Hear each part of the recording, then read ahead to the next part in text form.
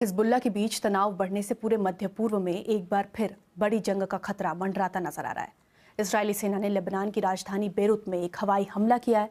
बताया जा रहा है कि हिजबुल्लाह के एक टॉप कमांडर को निशाना बनाते हुए ये एयर स्ट्राइक की गई।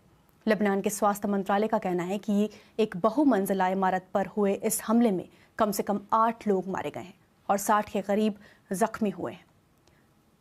अभी तक ये पुष्टि नहीं हो पाई है कि हिजबुल्लाह के खास यूनिट रदवान के कमांडर इब्राहिम अकील भी इनमें शामिल हैं या नहीं। इसराइल के स्ट्राइक के निशाने पर अकील ही थे। उधर इसराइल ने कहा कि लेबनान से उसकी ओर 100 से ज़्यादा रॉकेट दागे गए हैं। लेबनान ने चिंता जताई है कि कभी भी हालात बेकाबू हो सकते हैं। इससे पहले इसराइल ने कहा था कि उसने दक्षिणी लेबनान में बड़ी संख्या में हवाई हमले किए हैं।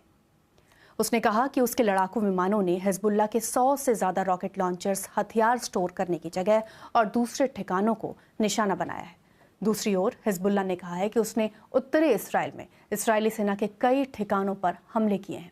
दोनों के बीच संघर्ष में तेजी ऐसे वक्त आई है जब इजरायली रक्षा मंत्री योआव गैलेंट ने कहा है कि इसराइल जंग के नए दौर में प्रवेश कर रहा है और अब उसका फोकस उत्तर की ओर जाता है।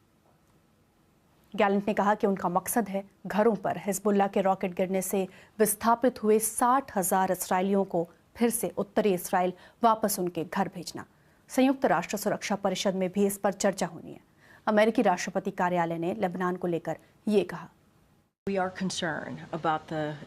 हम तनाव को लेकर फिक्रमंद है और चिंता है कि ये बढ़ भी सकता है। हमने कहा है कि मध्य पूर्व को लेकर हम एकदम साफ है कि कूटनीतिक समाधान से ही आगे बढ़ा जा सकता है। हमें लगता है कि ऐसा किया जा सकता है। बेशक ये जरूरी है और हम यही करना जारी रखेंगे और कूटनीतिक बातचीत करते रहेंगे। हम मामले को बढ़ते हुए नहीं देखना चाहते। ऐसे में कूटनीति ही हल है।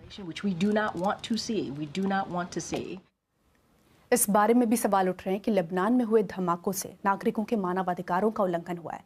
ईएल मेरोज यूनिवर्सिटी ऑफ सिडनी में पीस एंड कॉन्फ्लिक्ट स्टडीज के सीनियर लेक्चरर हैं। उन्होंने बीबीसी को बताया, जो हुआ है उसकी कानूनी वैधता की पड़ताल होती रहेगी और इस पर बहस भी जारी रहेगी। संयुक्त राष्ट्र मानवाधिकार प्रमुख पहले से ही इस तरह की जांच की अपील कर चुके हैं और उन्होंने इशारा किया था कि इसमें मानवाधिकार और अंतर्राष्ट्रीय मानवीय कानूनों के उल्लंघन का मामला है। मगर कोई भी कानूनी कार्रवाई कहां तक जाएगी और कब तक जाएगी, इस बात की अहमियत उतनी नहीं रहेगी क्योंकि हालात बहुत तेजी से बदल रहे हैं।